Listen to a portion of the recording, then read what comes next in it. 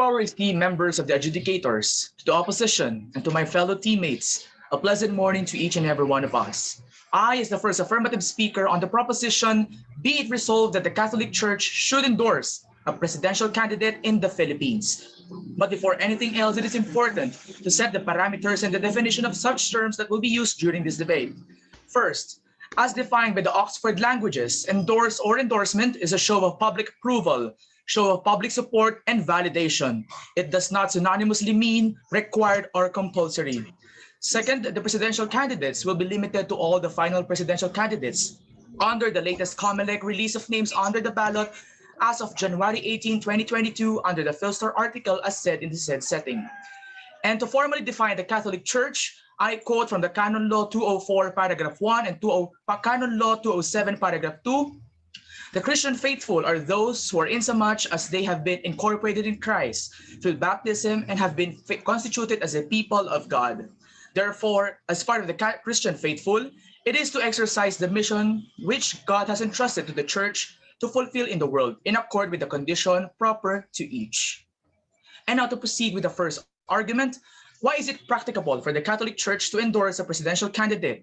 Because the Christian faithful, affirmed by the canon law, must contribute in achieving the common good.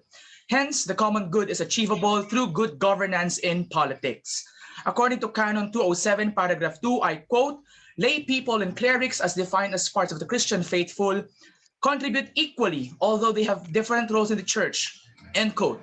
So both the laity and the Catholic leaders share the aims and goals provided in the canon law of the church. That mission will be focusing on the common good of all, which is a fundamental in considering endorsement of a candidate, which now leads us to the second argument that we must seek the trust and reliance of the Christian faithful to the church in choosing the presidential candidate this coming 2022 elections. As of the latest statistics of the Philippine Statistics Authority, there are about 110.8 million Filipinos as of today, and 93% of which are Filipinos who trust their respective churches to guide them in socio-political decisions, such as choosing a candidate for the presidential race. Moreover, Catholics comprise a total of 73 million Filipinos. Considering the majority of the Catholics in the Philippines, it is practicable to consider that they, as part of the Catholic faith affirmed by the canon law, can endorse a presidential candidate. Given the data numbers, the reliance on these populations would be a proper ground for endorsing a candidate since the power into politics resides with the lay people under the Catholic Church. Which now leads us to the last argument that endorsement is practicable since it does not oppose the canon law and the canon law's ruling on the laity being involved in the decisions in politics. It has been said in the laws of the Catholic Church that political activity is not the clergy's responsibility, but of the laity or the lay people. Although the clerics are forbidden to assume to public office, the canon law commands the clergy to acknowledge and promote the mission of the laity in the world, which is the involvement in politics, especially in times of crisis and social issues. Given also that the canon law, I quote, direct participation in the political order is the special responsibility of the laity of the church. It is an excerpt from the Catholic Civil Rights League of 2004. Therefore, it affirms that the canon law provides enough evidence that the Catholic Church, especially the lay people, can endorse a presidential candidate, which is part of politics. Also, their pastoral exhortation from Philippine politics in 1997 firmly stands that the responsibility in practicing political schemes, such as endorsing a presidential candidate, is supported by the CBCP, or the Catholic Bishops' Conference of the Philippines, being the highest office that handles all of the Catholic faith here in our country. Also, since the clergy sets the moral standard and guides the laity only in choosing, and it is them to decide whether, which is defined by Canon Law 375, that, I quote, in sanctifying, aside from the sacrament, it also involves teaching. Therefore, it is practicable to say that the Catholic faith, especially the lay people, aside from the clergies, can support a candidate and endorse them this coming elections. Therefore, endorsing a presidential candidate under the Catholic Church endorsement is practicable, given that the canon law does not prohibit the said act of the lay people. Hence, the second and the third argument revolves around the support of the church itself to their roles and missions in politics. And that, ladies and gentlemen, I rest my case. Good morning, Mr. Paolo, to my opposition. Okay, so my question is, do you believe that good and evil is present in everyone? Yes. Everyone has the capability to be good, but everyone also has the capability to sin. Is that correct? Yes. Okay, so do you think the Catholic Church is sacred? Yes. Do you think that the image of the church must always remain sacred? Because it's the Catholic Church, they are supposed to be sacred and well established. Do you agree with that? Yes. Okay, so the Catholic Church is good, teaches us to be good. They also have rules within them, like canon laws that remind themselves of proper ways of being priests, deacons, and nuns. So, do you think that the Catholic Church has the duty to maintain that sanctity and that image and protect themselves from any type of discrepancy? When it's needed. Could you please repeat your statement? It was not quite clear. When it is needed. Okay, so the church must protect their image, okay? So, do you agree with that? Yes.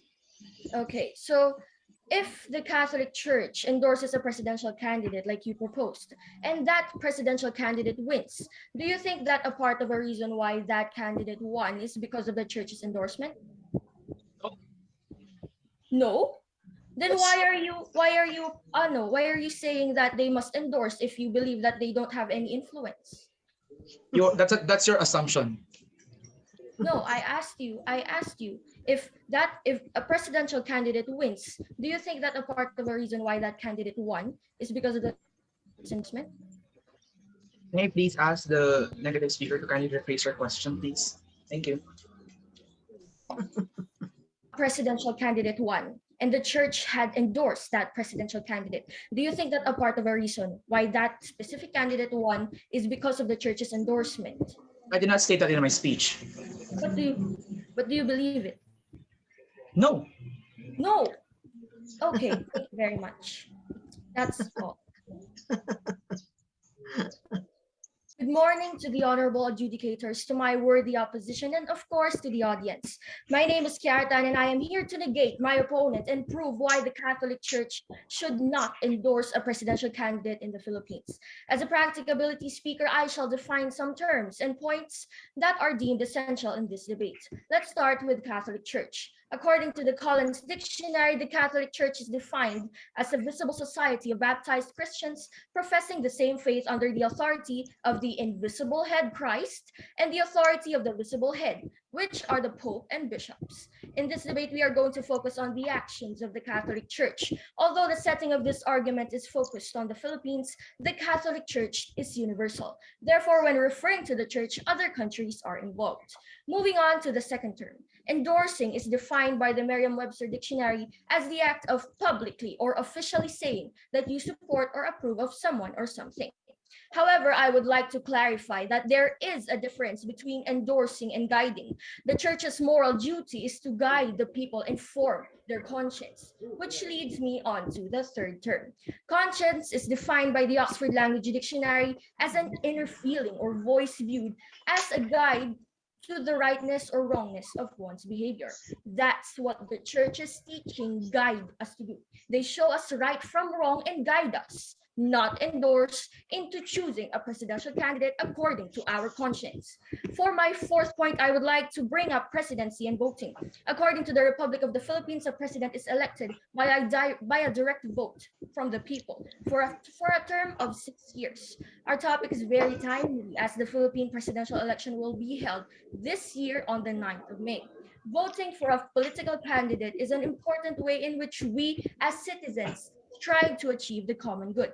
In the context of this argument, we are to look at the Filipino voters and the citizens of the Philippines. Currently, the church is not endorsing a presidential candidate. That is the status quo, and I believe it must stay that way. The separation of church and state. For my fifth point, I shall be introducing laws, canon laws, and rules that support our claim. I shall state a rule from the church. According to GS 76 of the Second Vatican Council, the church, by reason of her role and competence, is not identified in any way with the political community nor bound to any political system. The church and the political community are autonomous and independent in their own fields, while both being devoted to social and personal vocations of the same individual. Moving on, a law that further supports our claim is Article 2, Section 6 of the 1987 Constitution of the Philippines. It declares that the separation of church and state shall be inviolable, and no law shall be made respecting an establishment of religion or prohibiting the free exercise thereof. Thirdly, according to the California Catholic Conference, by maintaining objectivity and appropriate distance from certain political activities without surrendering her urgent teaching role, the Church finds it more expedient and more in line with her universal and timeless mission to refrain from candidate endorsements. Fourthly, according to the Church's official code of canon law, Canon 287 states that priests are not to have an active part in political parties and in governing labor unions unless, in the judgment of competent ecclesiastical authority, the protection of the rights of the Church or the promotion of the common good requires it. However, in this situation, the competent ecclesiastical authority sees no need for the Church to intervene. Therefore, the Church should not endorse a presidential candidate. Very good. For my last example, I will state the 1954 Internal Revenue Code, Section 501(c)(3), which says that that organizations, which includes charities and churches, are absolutely prohibited from directly or indirectly participating in, intervening in any political campaign on behalf of or in opposition to any candidate for elective public office. The opposition believes that the church does not have an influence if a candidate won. It was one of the questions I asked during the interpellation. With that, why are they still defending that the church must endorse? In conclusion, the Catholic Church should not endorse a presidential candidate. That's our proposition. The church's image should never be tainted, and the sanctity of and the sanctity or image of the church should always be maintained. Through the separation of church and state, that is indeed practicable, possible, and feasible. That's all. It's an honor to be here, and thank you very much for listening. As the first negative speaker of the opposition, did you accept or counter our definition? But because you started your speech with the definition already, so do you accept or you reject our definition? I accept your definitions, but I do not accept. Okay, you have accepted our definition, but then you still gave another definition without clarifying first if you were going to accept or reject our definition. Next question. You mentioned about the status quo, correct? Correct. And are you aware that the status quo should be raised during the necessity part, not the practicability part of the debate? Are you aware of that? But it is still part of Yes the or argument. no, ma'am? Yes or no, ma'am? Thank you. No, I was not. Okay, next question. You have said that we should not use voting. We should base our voting strategies in regards with our instead of our conscience, but our moral standard. Correct? Correct. Okay. You are rejecting that conscience is not part of our moral duties. No, I did not say that. Okay.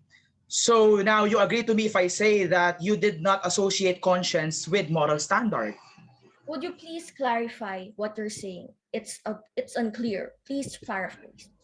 Okay, so you agree to me if I say that you have not associated conscience with our moral standards? No, Okay, thank you, ma'am. Thank you, ma'am. Next, you have used state law Article 3, the article stating about the separation of the church and the state, correct? Correct. So you are opposing the canon law I have provided with a state law, correct? Yes or no, ma'am? No. No, but you stated a state law, correct? No, I did not. But you stated the article regarding the separation of the church and the state, which is under the 1987 Constitution. So that's a state law, correct? Okay, please specify the law that I have stated. Article 2, Section 6. Correct? Yes or no, ma'am? What's the relation of that? No, I'm asking you, did you state that in your speech? Yes, I did. Yes. But do you acknowledge that I have used the canon law of the church? Yes, I did. So you are using a state law against a canon law, correct? It's not against. Yes or no, ma'am? No. No, but you said you use a state law and you acknowledge that I use a canon law which is under the Catholic Church. Next question. You said that priests should not endorse a presidential candidate. And I did correct? say You that. Yes, specified that. So yes. are you saying that that the priests or the Catholic leaders are the only ones who will create the decision for the Catholic Church? No, I did not say that. But you said the priests. You specified that. Next question. Is common good or bad? It's good. It's good. Did you define it in your speech? No. No, I did not. Yes. Okay. Next question. You only specify the Article 2, Section 6 of the 1987 Constitution that states the separation of the church and the state shall be inviolable. However, are you not aware of the Article 3, Section 5 that states that no law shall be made respecting unestablishment or religion or prohibiting the free exercise thereof? Time. Last question. Clarification. Answer Yes the or no, ma'am? question. Clarification. I that was Good day to everyone here in our Zoom debate this morning. I'm Samantha De Leon as the second affirmative speaker representing St. Andrew's School. The status quo is that the start of the election period is exactly 4 months to Election Day, when voters will elect the next president after President Rodrigo Duterte. It will end on June 8, 2022. Therefore, this is a controversial issue where we must discuss on why is it a necessity that the Catholic Church should endorse a presidential candidate. Now, for my first argument, the role of the clergy is to foster peace and harmony based on justice. According to Canon Law 287, paragraph 1 writes, and I quote, most especially, clerics are always to foster the peace and harmony based on justice, which is to be observed among people. Paragraph 2 states that they are not to have an active part in political parties and in governing labor unions unless in the judgment of competent ecclesiastical authority, the protection of the rights of the church, or the promotion of the common good requires it. And I end quote. I would like to highlight that the Catholic Church should not have an active part in political parties. However, they can, especially if it requires the common good. For example, it is a need because of the social political issues that are happening in the Philippines. One is renowned that the human rights situation in the Philippines has deteriorated in 2020.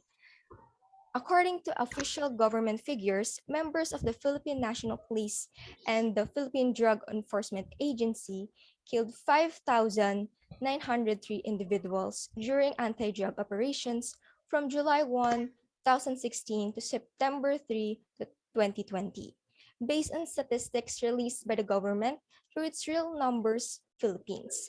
Drug war killings increased by over 50% during the lockdown months from April to July.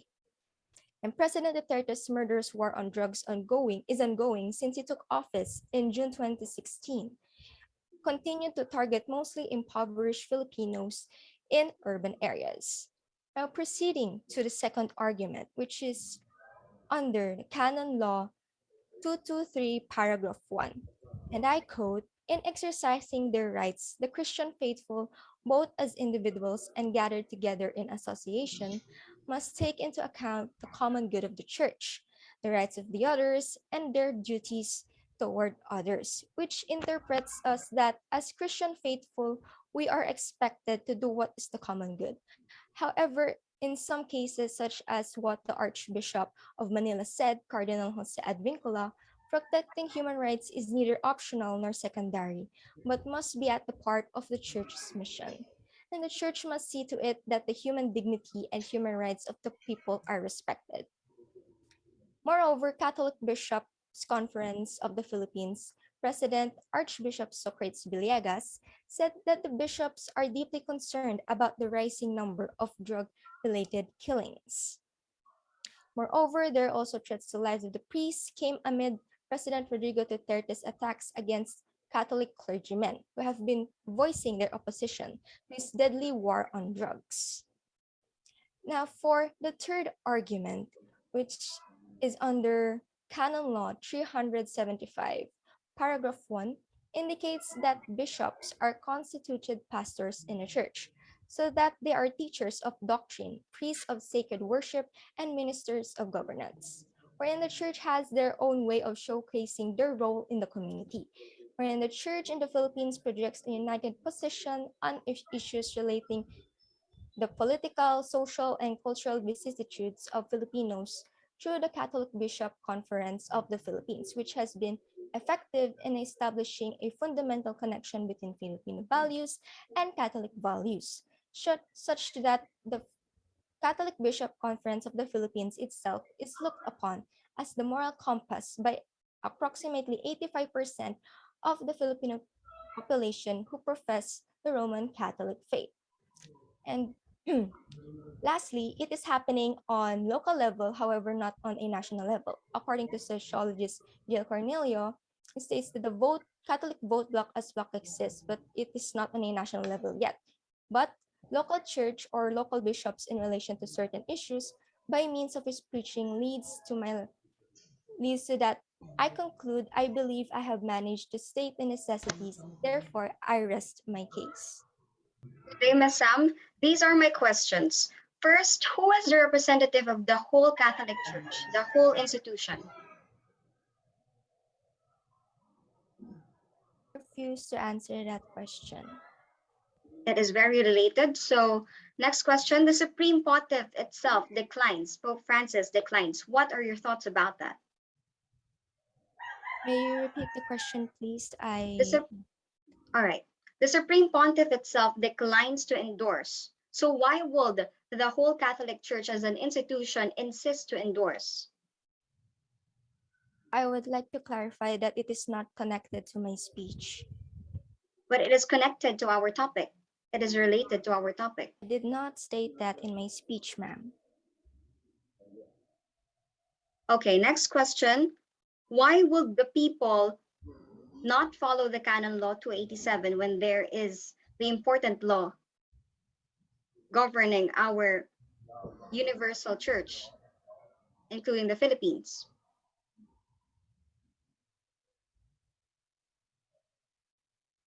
Okay, next question. There are also issues about priests endorsing, which was called out.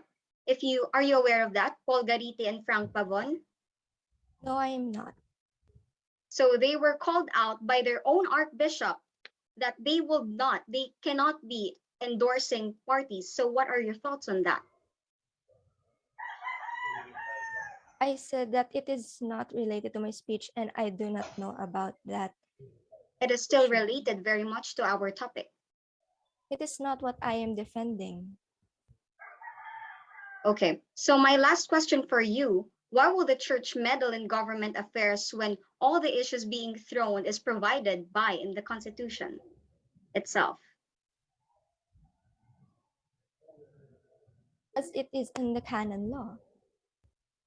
All right, so the canon law 287, that prohibits the government and the church to be united. So what can you say about that? The separation is clear. That is just an assumption. The Canon law separation applies is to the clear. It's not an church. assumption. It's not an assumption. It is already in the law. So why would you insist in endorsing? You are trying to give seemingly relevant topics, but those are not really relevant to what I am defending. It's about the canon law. It's about the institution. It's about the Constitution. It's very important. So what are your thoughts about that? I only stated specific canon law, not as the whole. The whole. So we're talking about the whole institution No, here. I said that. A pleasant afternoon to all the adjudicators, to my opponents, and to my team members. I'm to start off by addressing first the arguments of the opposition that needs to be addressed before I present our respective claims.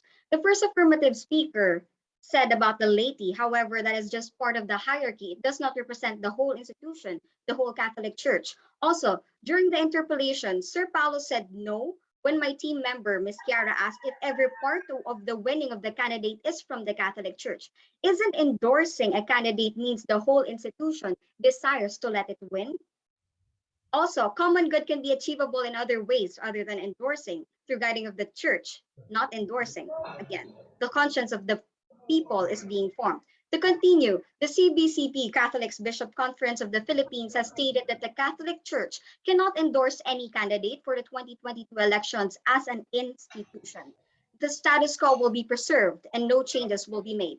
The Congregation for the Clergy's paper, which quotes from the Catechism of the Catholic Church, CCC, declares that it is not the function of the church's pastor to intervene directly in the political structuring and organizing of the social life.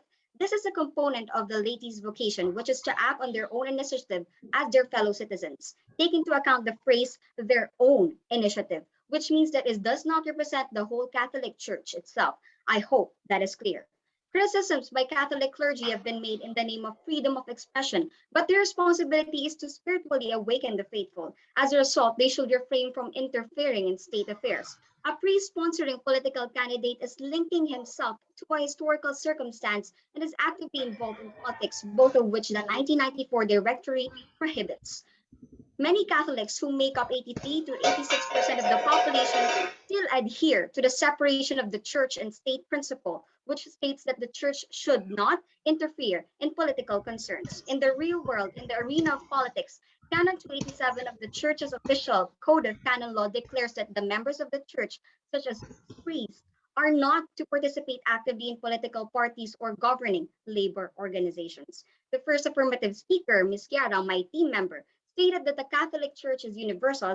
As a result, we must provide evidence from other nations as well, because the same rule applies in the Philippines. CNA, or Catholic News Agency, is one of the sources we have identified. Reverend Paul Garrity, a priest of the Archdiocese of Boston, I mentioned it in the interpellation with Ms. Sam, endorsed Mr. Biden's presidential bid on Facebook on August 26, 2020, according to the report, following Cardinal Sean O'Malley's public stance that priests should not back politicians. After that, Father Garrity apologized. Similar instance, Reverend Father Frank Pavon, who has been outspoken in his support for Mr. Trump, announced his resignation from the Catholics from Trump Advisory Board after the Vatican's Congregation for Clergy asked him to do so, citing Canon 287. This was cited by our team since the word universal was utilized. This means that the law and example mentioned are also being applied or in our country. Also, according to the Annenberg Public Policy Center, Pope Francis, the Supreme Pontiff itself, I again stated it in the interpellation, reiterated that he does not promote political candidates, saying, I never say a word about electoral campaigns. This is how the Pope reacted when asked how Catholics should vote. Raising our team's point, there is a distinction between politics and religion. Moral ascendancy, rather, values and attitudes differ. We would have a more structured voting procedure during elections if we did not allow endorsements, because endorsing parties or candidates can give Catholic voters the erroneous impression that there is a Catholic and a non-Catholic candidate, whereas no party or candidate can ever truly reflect church doctrine on all topics. Maintaining the current which emphasizes that there is a division between the church and the government, is the solution. In a nutshell, the distinction is evident. It is a person's right to vote, not the Catholic Church or religion's right to vote. Currently, the church as a whole only provides moral guidance, I repeat, moral guidance, and does not necessarily endorse any political candidate, particularly a presidential candidate. They cannot name it. I'd like to reiterate what one of my team members said earlier: the church can guide its members, but cannot endorse or support a specific candidate in this year's election. Overall, based on the reasoning and figures we've uncovered, our team is convinced that this motion must fall. I believe I made myself clear. Thank you very much. So good morning once again. So I have a few questions for the second negative speaker. So have you acknowledged that the parameters will only focus on the laity? Oh no, it will not focus only on the Yes or no, laity. ma'am? No. And you also said that they are just part of the church. Yes, part of the hierarchy, yes. Okay.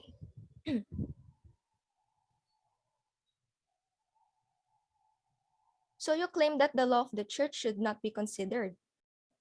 I did not say that, no. Okay. So can the lay people endorse a presidential candidate? With their personal capacity. Yes or So no if the only, whole ma'am? institution, no, Yes. no. No. Okay. So they do not have the freedom. I did not say that. I did not say Yes that or in my no? speech either. No, But the 1987 Constitution Article 3, Section 5 says that the people has the freedom to express their religion practices. that's contradicting on my side. It's on my side because it's with the Canon Law 287. But you There said they is a can't. separation. But you said they can't endorse. They really can't endorse. Can you reiterate, please, the 19 law you have said? Okay, the 1987 Constitution Article 3 says that Section 5 says that the people has the freedom to express their religion practices. Freedom is not to endorse. Yes or no only, ma'am? No, So you're really saying that they don't have the freedom to endorse. And they're also part the of the whole Catholic Church. institution, representing the whole Laity. institution, No. the Only laity, no.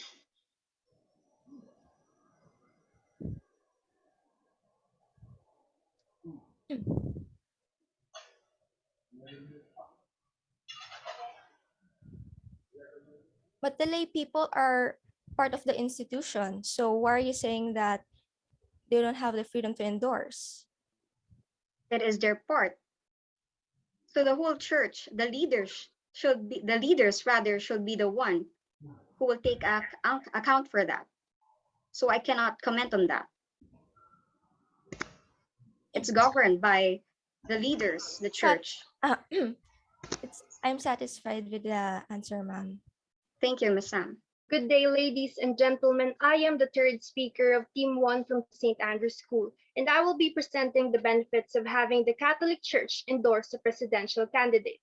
Politics, according to church doctrine, is a necessary component of serving the common good.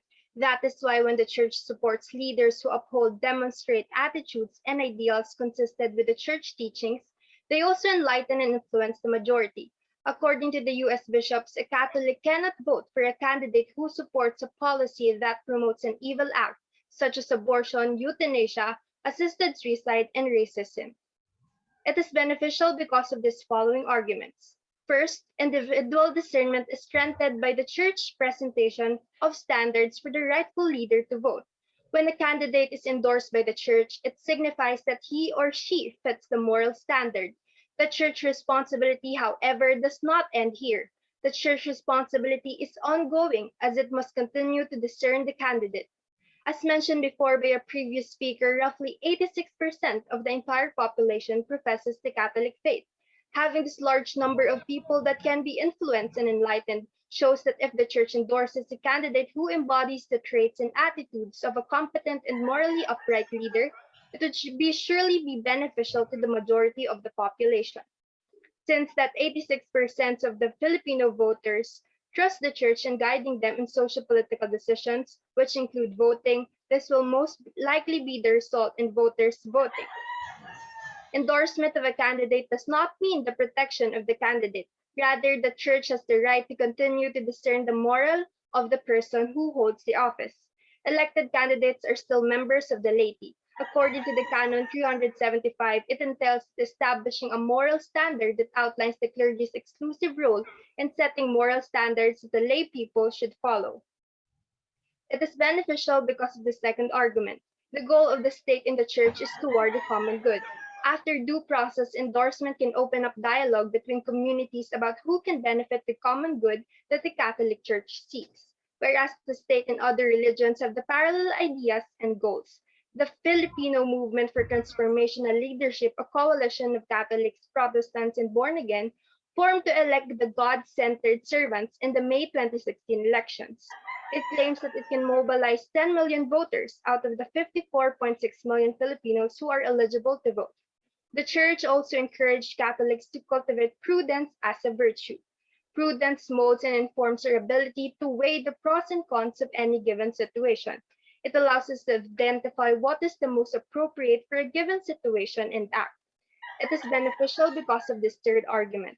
As citizens who uphold the morals and values, We are encouraged to elect leaders who are qualified for the job, whose experience is most needed and appropriate in the current situation. It would promote the inclusivity and reach out to a lot of more people. After all, citizens are not obligated or forced to follow the Catholic Church position, but they can be assisted or guided in determining who they should vote and not have regrets in the future. According to the Canon 375, paragraph 1, it states that bishops, who by divine institution succeed to the place of the apostles through the Holy Spirit who has been given to them, are constituted pastors in the church, so that they are teachers of doctrine, priests of sacred worship, and minister of governance. The clergy set moral standards for the lay people to use in deciding who to vote for, because this is part of their pastoral responsibility to teach the entire church. Having the Catholic Church endorse their presidential candidate would have a big impact on the choices of the citizens, sharing with them the responsibility to make political choices that are guaranteed to be properly formed by conscience and aided by prudence. Discernment is needed to determine how to restore justice and balance in areas concerning the overall living of each citizen. Given the circumstances, it is clear for the Catholic Church to endorse a presidential candidate in the Philippines. With that, ladies and gentlemen, I rest my case. Good morning, Brianna. Good morning to my adjudicators, to my opponents, and of course to the spectators. I would like to ask the first question. The bishops, archbishops, and priests represent a minority of the Catholic Church, correct? Yes, All right, moving on. As you have stated, influence the majority. Don't you think that it is unfair that the 86% of non-Catholics have the power to vote one candidate and it will not directly change the course of the election? no, How so? because we said majority and not all. Thank you so much for answering. Moving on. As you have stated, promoting inclusivity. Don't you think that your proposition itself is promoting inclusivity? No, May you expound on that?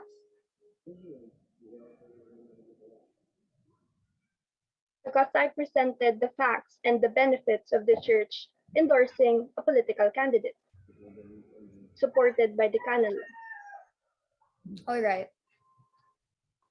Back to the first question, I would like to remind you once again, my first question you have answered correct, in which the question was, the bishops, archbishops, and priests represent a minority of the Catholic Church, correct? You have answered yes. To continue that question, then why would a minority of the Catholic Church endorse a specific presidential candidate based on their belief against the majority consists of 84 million Filipinos because they have different beliefs and can vote as a Filipino citizen?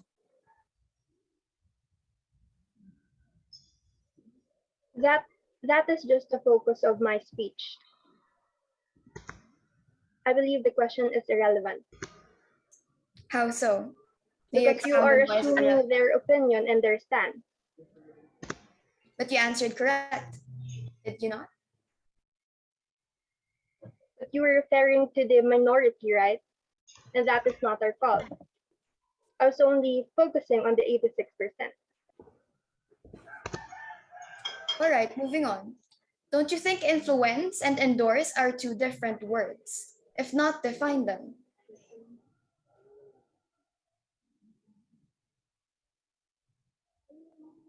I believe that is not the focus of my speech.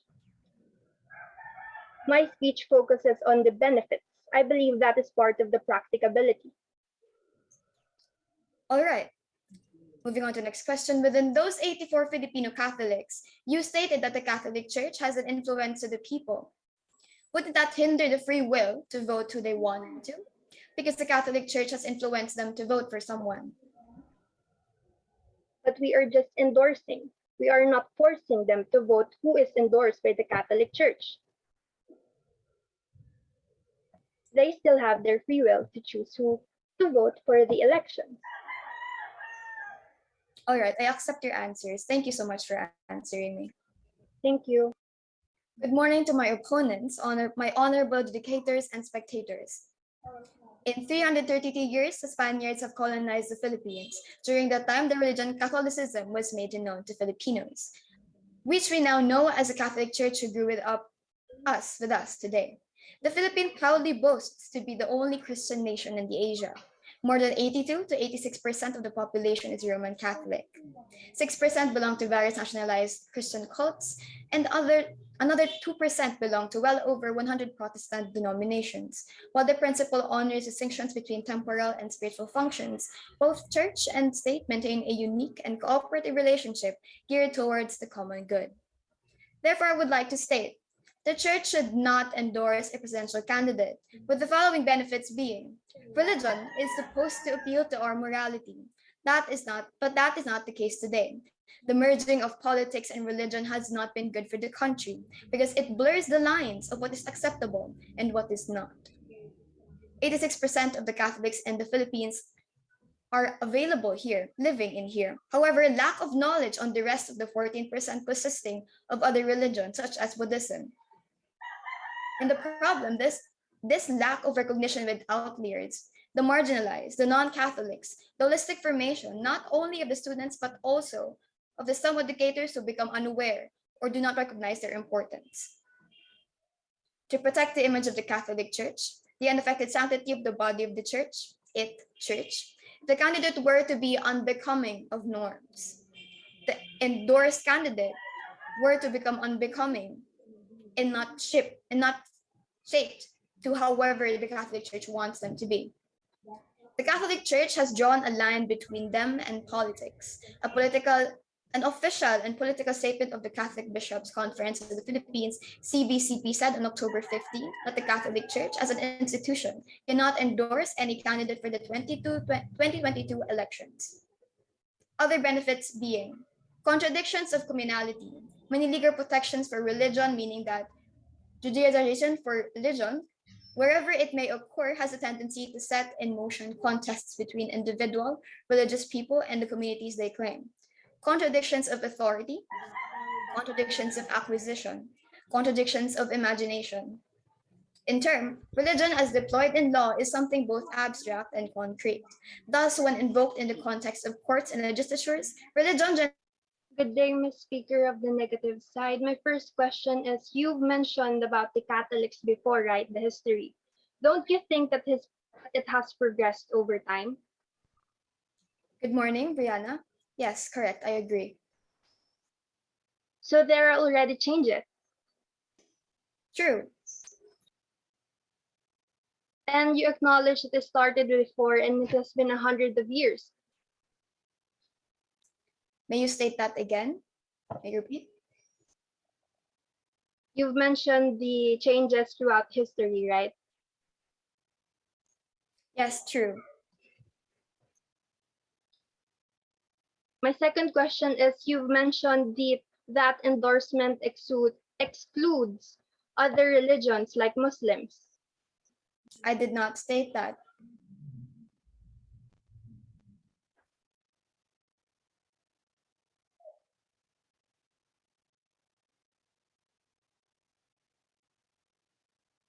Next question, you stated that it is applicable you've stated the situation of the church and the state in today's time, that it has changed over the few years. Am I right? Yes, correct. I gave you context.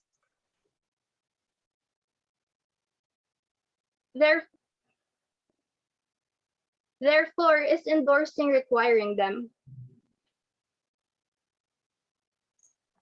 May you expound on your question or probably paraphrase it? You've mentioned the progression of history throughout time, right? Yes, I have. My question is endorsing requiring them? Who requires? May I ask? The state and the church. The state. Requiring them to vote for a candidate. Which one? The examples you've stated. The citizens. The Catholic Yes citizen. or no, ma'am? I might ask once again. Please paraphrase your question. It's quite confusing. Does it require this next? Let's just proceed to my next question. Does it require them to vote once the church endorsed? Yes?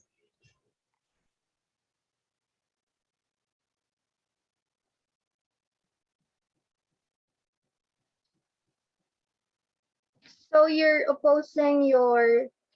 So it seems like you're agreeing to me that there is no freedom since they're already required. How so? May you expound on that? I'm quite I'm confused asking you by yes or the no. order of your questions. Once again, You said yes. Time. thank you so much, Brianna. Thank you. Once again, good morning to the adjudicators, our worthy opponents, and to the rest of the audience. I am here to say that we have won this debate. The practicability speaker, Ms. Chiara, has established the definitions and points why the church should not endorse a presidential candidate. She has defined the terms endorse, conscience, guide, voting, and essential terms as it's in the argument's foundation. She has established the laws, the rules, and regulations of the church and state as to their separation. And most of all, she remained polite and respectful and never induced any type of informal conversation. The opposition brought up the status quo must be stated during the necessity speech. Yes. However, the claim is incorrect. The status quo shall be mentioned at the start as it sets the tone of the argument and serves as an opener to the debate. Therefore, we have correctly and accurately defended our stance without inaccuracies and spur of the moment scenarios. As the necessity speaker, I have stated specific and concise reasons and legal matters which are laws. Why is it not necessary to promote a candidate? And I have cited an article from the Constitution itself and explained why the church and state shouldn't meddle. I also stated a very recent article that the church itself, which the CBCP prohibits the church to endorse any candidate. I also cited a study from the Catholic that the Vatican itself prohibits religious leaders from endorsing a political candidate, even the Supreme Pontiff itself, even Pope Francis himself. I also presented a solution to the status quo, and I made it clear.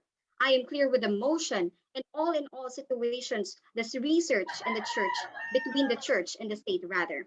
The beneficiality speaker, my team member, Miss Mary, rather, has strengthened the statements of me and Miss Chiara and also why it is beneficial to not endorse a candidate. She also stated the statistics of the Filipino Catholics and the Constitution. She gave the statistics clearly and strengthens the definition given by the previous two negative speakers. All in all, we are confident in our stance. We based our statements on fact and not on possibilities. We answered the interpellation questions confidently and precisely, and we did not refuse to answer.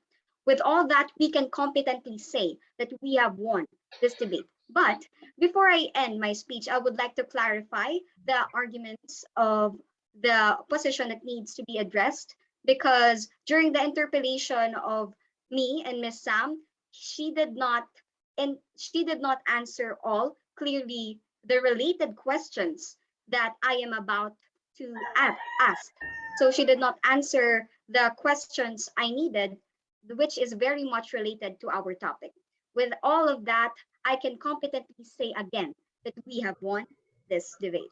Thank you very much and have a nice day. Why should we win this debate? But first, let us first approach it in a more technical sense. When the negative speaker mentioned about our names, calling one of our members Brie by her nickname, it shows only that they are not aware that this is a very prestigious and very formal debate, and calling the name of your opponent is not part of the rules. Next, the first negative speaker defined their own definition without even acknowledging first if our definition will be accepted or rejected. Therefore, when she is defining terms during her constructive, and when I asked her if she agrees with our definition, she said yes. Therefore, why would she even define terms more if she already agrees with us?